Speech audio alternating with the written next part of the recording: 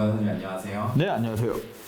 변호사님 오늘 제가 좀 평소에 궁금했던 것들을 조금 물어보고 싶어서 자리했는데요. 아, 네, 말씀하세요. 네.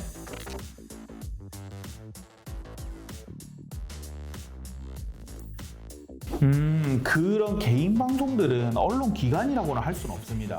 근데 수많은 구독자랑 시청자를 갖고 있는 사람이면 그 사람이 하는 말에 파급력이 언론에 못지않게 강한 경우들도 많죠. 그래서 뭐 유튜버든 BJ든 방송하는 분들이 고의든 실수든 간에 허위 사실을 말하면 그게 걷잡을 수 없을 정도로 그 허위 사실이 퍼지는 일도 많고, 진실한 사실이라 해도 명예가 훼손될 만한 영상을 올리는 경우도 굉장히 많습니다. 이로 인해서 피해자가 날아가는 경우도 굉장히 많죠.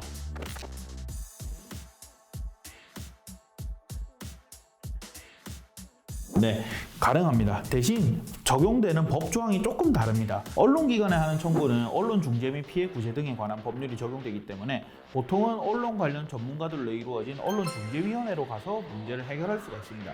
근데 일반인인 유튜버들한테는 이 법이 적용되지는 않기 때문에 민법 제764조를 적용해서 민사법원에다가 이 청구들을 해야 됩니다. 언론중재위원회로 갈 수 없다는 큰 차이점이 있는 거죠. 그리고 이런 민법 제764조를 적용해서 피해자가 청구할 수 있는 것에는 크게 세 가지가 있습니다. 바로 정정보도 청구, 반론보도 청구, 금지 청구입니다. 이 3종 세트 중에서 상황에 맞춰서 청구를 해야 되는 거죠. 이 세 가지 청구권이 어떤 건지 제가 간단하게만 한번 말씀드릴게요. 첫째, 정정보도 청구는 피해자가 그 유튜버한테 제 영상 중 이런 부분은 제가 잘못 알아서 틀린 부분이니까 그 부분에 대해서는 저렇게 정정을 하겠습니다 라고 스스로 인정하는 영상을 올리라고 청구하는 것입니다. 잘못된 사실관계를 퍼뜨린 사람이 스스로 자신의 잘못을 인정하게 하고 정정을 하도록 하는 것이죠. 이런 정정보도는 그 유튜버가 자신의 말을 뒤집는 것이기 때문에 피해자 입장에서는 가장 효과적인 방법이라고 볼 수 있습니다. 둘째, 반론보도 청구는 피해자의 주장사항을 그 유튜버가 영상으로 내보낼 수 있도록 청구하는 것입니다. 그 유튜버 영상에는 제가 저번에 피해자 A씨에 대해서 가나다라고 말하는 영상을 올렸는데요.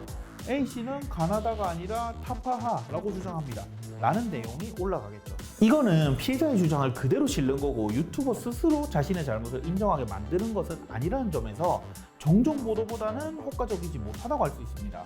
왜냐하면 그 유튜버가 피해자의 주장에 대해서 대반박을 할 수도 있고 시청자들이 피해자의 주장을 안 믿을 수도 있기 때문이죠. 셋째, 금지 청구는 유튜버의 그 영상을 내리도록 하는 것입니다. 제일 강력하고 확실한 조치죠. 이건 더 이상 말씀 안 드려도 될 것 같네요. 피해자는 이렇게 세 가지 청구가 가능합니다. 방송 관련해서 좀 관심이 있으신 분이라면 아마 들어보신 말들일 텐데요. 이건 보통 연예인들이나 정치인들이 방송사나 신문사 같은 언론기관에 청구하는 것들이지만 일반인들도 개인 방송인한테 피해를 입었다면 충분히 법적으로 청구할 수 있습니다.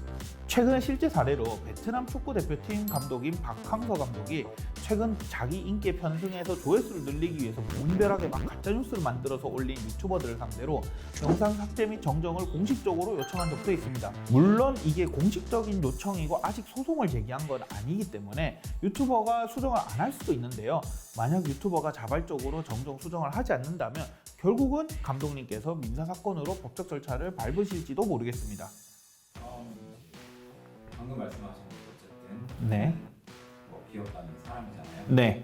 유명인 말고 네. 그냥 일반인이 네. 개인 유튜버들이 막 그런 정보를 올린 거에 대해서 피해를 입은 것도 많잖아요. 네, 그렇죠. 많죠. 네. 자영업자들 네. 그런 사람들이 유튜버들 때문에 피해를 입었다. 네. 그런 경우에는 어떻게 대처해야 할까요? 실제로 어떻게 대처해야 되는지를 여쭤보신다면 당연히 여러분들께서 맨 처음으로 떠올리실 것 바로 형사고소입니다.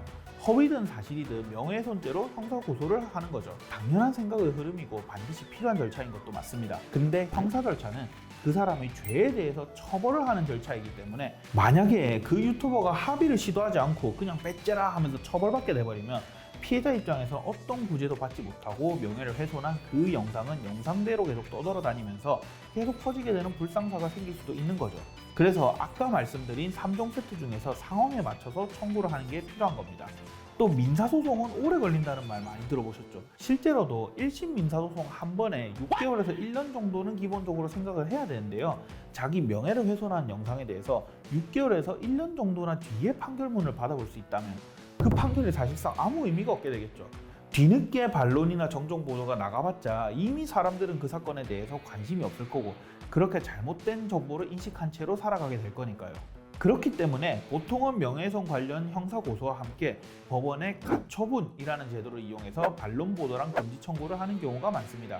이 가처분이라는 거는 일단 지금 이대로 놔두면 걷잡을 수 없는 피해가 발생할 수 있으니까 진짜 민사소송을 통해서 최종적인 결과가 나오기 전까지 일단 임시적으로 어떤 조치를 취한다라는 제도입니다. 그래서 일반 민사소송보다는 빠른 템포로 간략하게 진행이 되고 결론도 비교적 빨리 나오는 편입니다. 다만 이 가처분의 방식으로는 정정보도 청구와 손해배상 청구가 불가능하기 때문에 피해자가 정정보도도 받아야겠고 손해배상까지 끝까지 받아야겠다라고 한다면 결국은 민사본안소송을 진행하는 수밖에 없습니다.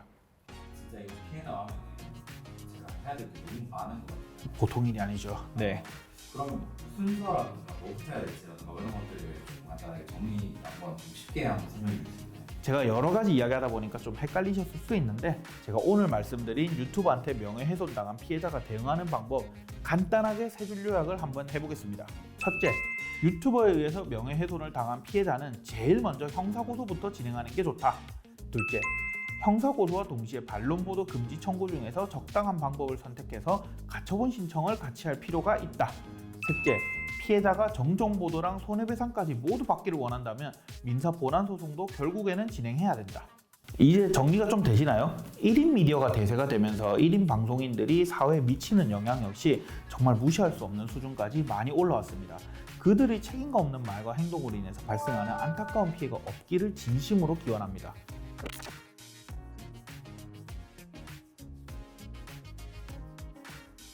사실 가이드라인이라고 할 수 있는 게 좀 없는 게 이유가 상황마다 너무 다릅니다. 당하는 피해도 다르고 또 그에 대해 맞춰서 대응하는 올바른 수단이 상황마다 너무 다를 거기 때문에 이 부분에 대해서는 반드시 전문가를 찾아가서 컨설팅을 받으시는 게 좋습니다. 저 또한 그런 피해가 발생하지 않도록 노력을 하고 그런 피해를 입은 분들께 도움이 되도록 열심히 하겠습니다. 구독, 좋아요 눌러주시고요. 여러분들의 의견은 댓글로 부탁드립니다. 다음에도 유용한 법률 지식으로 찾아뵙겠습니다. 감사합니다. 권변이었습니다.